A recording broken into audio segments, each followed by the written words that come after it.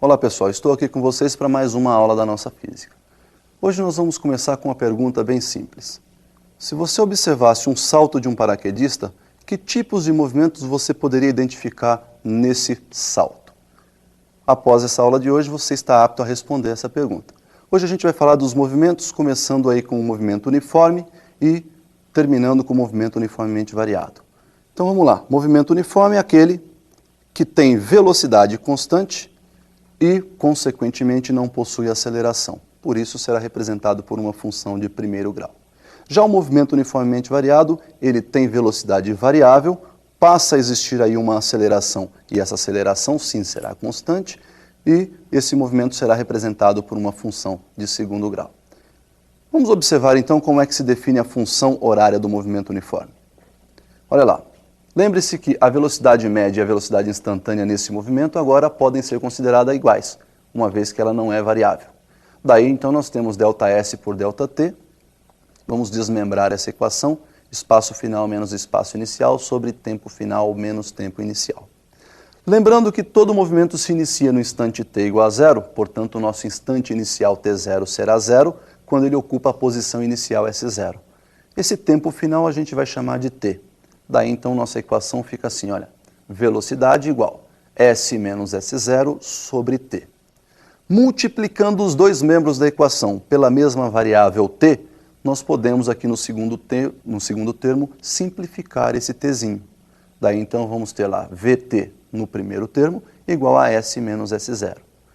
Vou pegar, então, essa mesma equaçãozinha agora e vou somar S0 aos dois termos. Então, eu tenho do lado esquerdo da igualdade Vt mais S0, e do lado direito eu já tenho um S0 negativo. Quando eu somo mais um S0, eles se anulam. E aí nós temos então somente o S. Daí a equação S igual S0 mais Vt. Então, como vocês viram, nós temos a função horária dos espaços representada por uma função do primeiro grau. Esse movimento será todo ele representado por gráficos. Vamos ver então como é que ficam os gráficos desse movimento. Primeiro vamos ver o gráfico do espaço em função do tempo. Olha lá, o gráfico do espaço pode ser uma reta crescente, quando as posições estão aumentando, portanto o movimento é dito progressivo, ou uma reta decrescente, quando as posições estão diminuindo e o movimento então é dito retrógrado. O segundo gráfico que nós vamos ver é da velocidade em função do tempo. Perceba que a velocidade pode ser positiva ou negativa, portanto uma reta paralela ao eixo dos tempos, acima se for um movimento progressivo ou abaixo do eixo se for um movimento retrógrado. A aceleração sempre nula independentemente do instante desejado, sempre então nula a aceleração. Muito bem, nesse movimento uniforme nós temos então os gráficos apresentados e podemos extrair desses gráficos duas propriedades importantes. Vamos ver a primeira propriedade que diz respeito ao gráfico do espaço em função do tempo. Olha lá, se nós calcularmos o coeficiente angular dessa reta, nós vamos pegar nada mais, nada menos que uma variação vertical que representa ali o nosso eixo dos espaços, ΔS, por uma variação horizontal que representa o nosso ΔT, ou seja, o eixo horizontal representa o nosso tempo. O coeficiente, então, é dado pela tangente de θ, que será numericamente igual a ΔS sobre ΔT. ΔS sobre ΔT, você já conhece, é a velocidade. Muito bem, o segundo gráfico, que é o gráfico da velocidade, também nos permite extrair uma propriedade importante. Se considerarmos dois t's, ou seja, dois instantes, t1 e t2, e você observar que esse intervalo de tempo proporciona o cálculo de uma variação de espaço, olhando para o gráfico, essa área achurada será numericamente igual a essa variação de espaço. Perceba que quando você calcula a área, ΔT é a base, V, a velocidade, é a própria altura dessa figura retangular, e quando você faz base vezes altura, você determinou a área. Perceba que essa velocidade que aparece no segundo termo da equação pode ser substituída por ΔS sobre ΔT. E aí nós vamos ter no mesmo termo da equação, no mesmo membro, ΔT multiplicando e ΔT dividindo. Simplificando ΔT, provamos então que a área é numericamente igual à variação de espaço. Muito bem, então está definido aí o nosso movimento uniforme. O segundo movimento uniformemente variado, já falamos sobre ele e vamos ver então como é que fica a sua função horária. Observem como é que foi definida. Essa é uma das demonstrações dessa definição. Função horária dos espaços do movimento uniformemente variado, segundo grau, portanto, eu vou pegar uma expressão S igual a mais bt mais ct quadrado, e nós vamos determinar quem são os parâmetros A, B e C. O parâmetro A, nós vamos determinar, lembrando que no instante t igual a zero, nós estamos iniciando o movimento, portanto, S igual a S0. Substituindo esses dois valores na equação, no lugar do S, S0, no lugar do T, 0, fazendo essas continhas, você chegou aí em S0 igual a A. O parâmetro B, nós vamos definir através do cálculo de derivada. Se nós derivarmos o espaço em função do tempo, nós obtemos a velocidade. Então, nós sabemos que a derivada de A é uma constante, é 0. Derivada de BT, o expoente de T é 1. Desceu multiplicando o parâmetro B, ficou 1 vezes B, né? E subtraindo 1 do expoente desse t aí, teríamos t elevado a zero, que não precisa ser colocado, portanto não aparece aí o t elevado a zero, mais a derivada de ct quadrado, que seria o 2 vezes c, o 2 desce multiplicando o parâmetro c, e subtrai 1 do expoente, 2 menos 1 seria 1, 2 vezes c vezes t.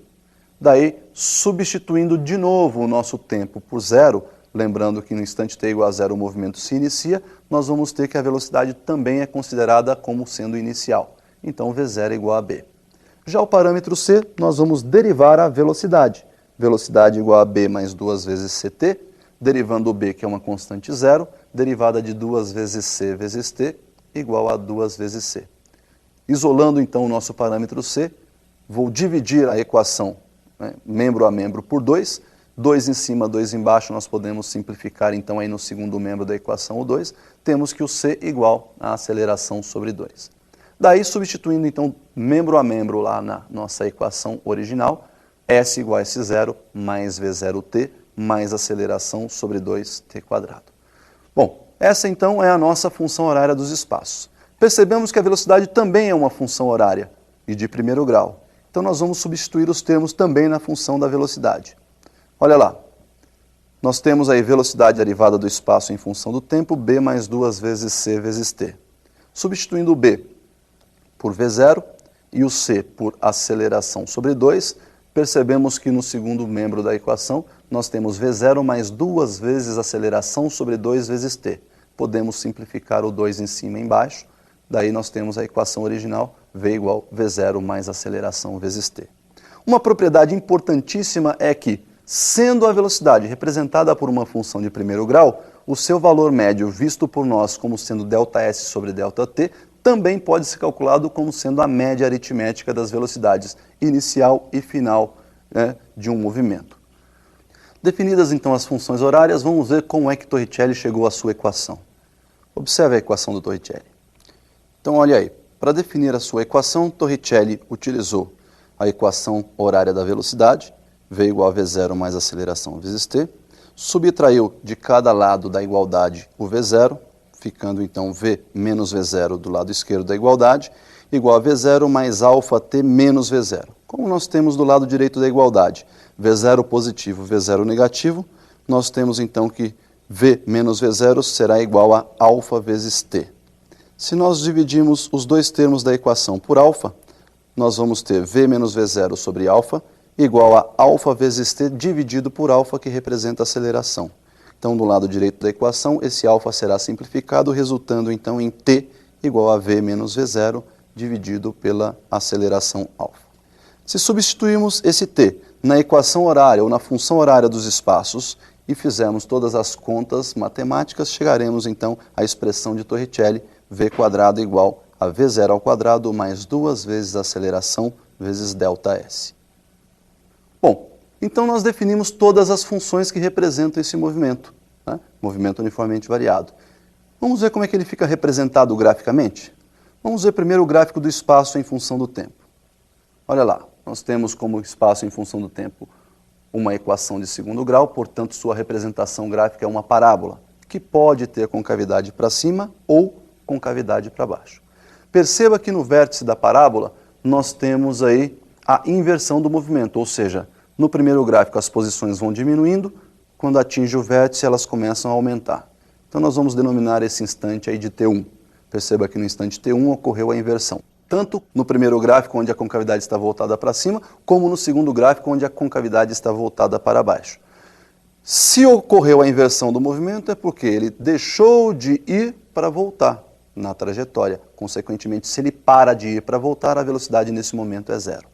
Uma propriedade desse gráfico é, se você quiser calcular a velocidade em qualquer instante, basta nesse instante traçar uma reta tangenciando a parábola e calcular o coeficiente angular dessa reta. Então veja que para um determinado instante t1, a velocidade v1 é numericamente igual à tangente de θ.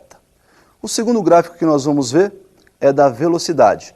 Perceba que a velocidade pode estar crescendo para movimento acelerado, portanto a velocidade aumenta quando você acelera, ou diminuindo no movimento retardado. A velocidade diminui quando você freia, ou seja, quando você retarda o movimento. Desse gráfico nós temos duas propriedades. O coeficiente angular, que nos permite calcular a aceleração, portanto tangente de θ numericamente igual a ΔV sobre ΔT, que é a própria aceleração. Esse ΔV e o ΔT estão assinalados aí no gráfico, como você pode ver. A segunda propriedade, também desse mesmo gráfico, nos proporciona calcular aí o ΔS. Verifique que quando você calcula a área desse gráfico, a base maior desse trapézio aí é a velocidade V. A base menor é o V0, velocidade inicial, e a altura do trapézio é esse ΔT. Então, como nós já sabemos, a área é base maior mais base menor vezes altura sobre 2, então a área numericamente igual a V mais V0 vezes ΔT sobre 2. Daí, nós vamos lembrar que a velocidade média ΔS sobre ΔT pode ser dada pela média aritmética entre as velocidades final e inicial. Então esse V mais V0 sobre 2, nós vamos substituir, vamos trocar esse V mais V0 sobre 2 por ΔS sobre ΔT. Simplificando o ΔT aí, olha, nós temos a área numericamente igual a ΔS. E o terceiro gráfico da aceleração. No gráfico da aceleração nós temos uma reta constante paralela ao eixo dos tempos, que pode ser positiva ou negativa. Desse gráfico nós temos aí também uma propriedade que é o cálculo numérico da área. Entre dois instantes t1 e t2, ao calcular a área, você está multiplicando a base, que representa o ΔT, pela altura que representa a aceleração. Daí então nós temos área numericamente igual a ΔT vezes alfa, onde esse alfa, que representa a aceleração, pode ser substituído por ΔV sobre ΔT. Daí então, simplificando o ΔT, nós temos área numericamente igual a ΔV. Bom, pessoal, agora você já pode responder aquela pergunta. Lembra do paraquedista?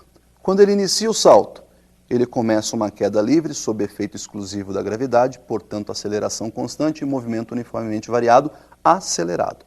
Quando o paraquedas se abre, ele passa a sofrer uma resistência do ar que começa a frear o seu movimento. Então o movimento, além de uniformemente variado, passa a ser agora retardado, até atingir uma velocidade constante que permanece até o final do seu salto, até a chegada ao solo. Tá legal? Por hoje, então, era isso que nós tínhamos para ver sobre os movimentos. Até uma próxima.